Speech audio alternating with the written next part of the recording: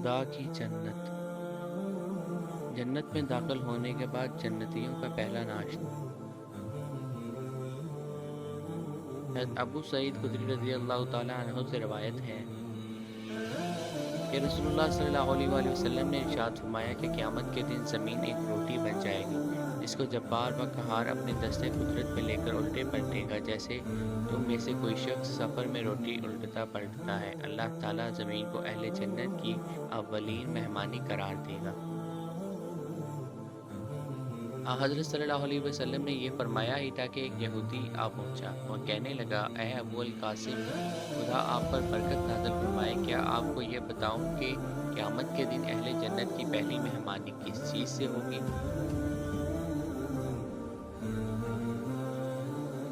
آپ صلی اللہ علیہ وآلہ وسلم نے فرمایا، ہاں بتا دے۔ اس نے اسی طرح بیان کیا جس طرح حضرت صلی اللہ علیہ وآلہ وسلم نے فرمایا تھا کہ زمین کی ایک روٹی بن جائے گی، اہل جنت اس سے سب سے پہلے ناشتہ کی جگہ کھائیں گے۔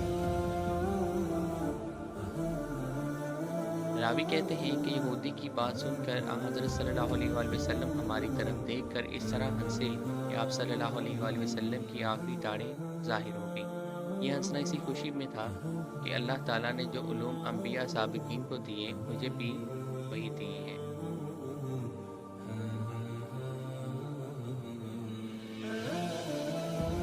جس میں سے بعض چیزیں نقل در نقل ہو کر یہودیوں میں بھی مشہور معروف ہیں۔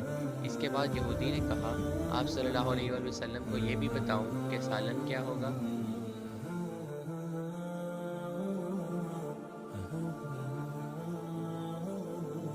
آپ صلی اللہ علیہ وآلہ وسلم نے فرمایا، وہ بھی بتا دے۔ اس یہودی نے کہا کہ بیل ہوگا اور مچھلی ہوگی، جس کی کلیجی کے زائد حصہ سے 70,000 افراد کھائیں گے۔